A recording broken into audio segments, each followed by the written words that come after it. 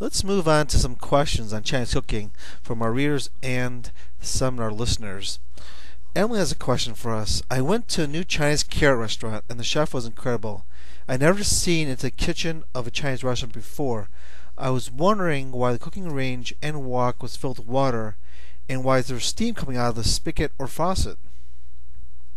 You may see the spigot or faucet with an arm usually installed just on top of the wok for cleaning after the cooking.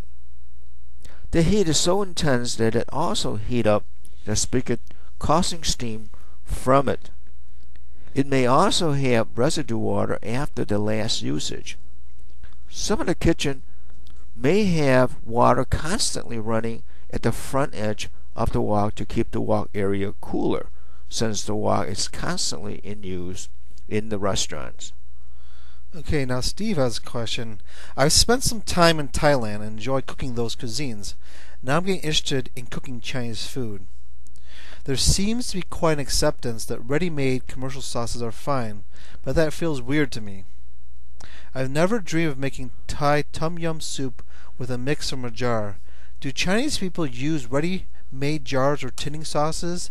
I've got a recipe for char siu, which is a whole host of ingredients.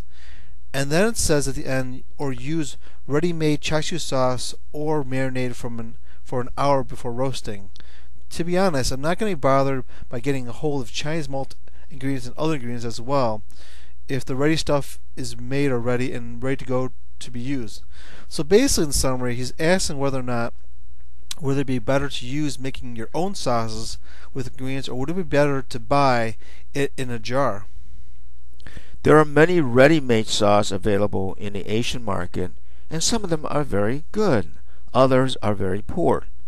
If you are a normal 9-to-5 job person, it seems to be a lot of work to put all of these ingredients together.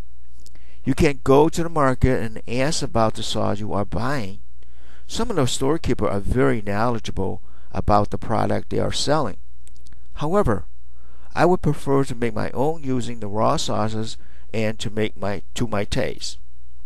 You can adjust the taste to your liking if spending a little time to make it yourself. In the long run, it's the best to learn how to cook since you'll be eating for the rest of your life. Here's a question from a student we have here. My dad is on a low salt, sodium, and also on a no MSG diet. Lately, he has been craving for Chinese food. I like to cook some low salt, sodium food, but it seems that there are not a lot of options at most Chinese restaurants. Do you have any ideas or recipes for Chinese food which use little or no salt? First, MSG is a flavor enhancer for food, and some people are sensitive to it. As a replacement, you can use a substitute such as concentrated meat broth or a product called Maggi sauce, which is a hydrolyzed vegetable protein. Second, if you are cooking Chinese food and a recipe calls for a light or dark soy sauce, you can substitute with low sodium soy sauce, such as Pansy low sodium soy sauce, Kikkoman light soy sauce, and finally dilute a regular soy sauce with some broth, using 1 teaspoon of regular soy sauce with 1 teaspoon of meat broth, and it is far less salt per volume. Here's a question from Adrian. How do Chinese people use wok pans when making food, and why do they not use regular pans?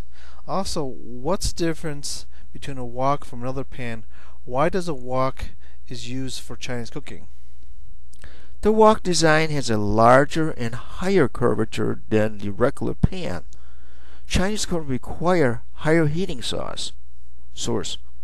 When you place an ingredient into the heated wok with oil, it will splatter oil all over. A carbon steel wok is highly recommended for Chinese stir-fry cooking. It can be heated to 1800 degrees so that you can quickly seal the vitamin into each piece of food that you are cooking.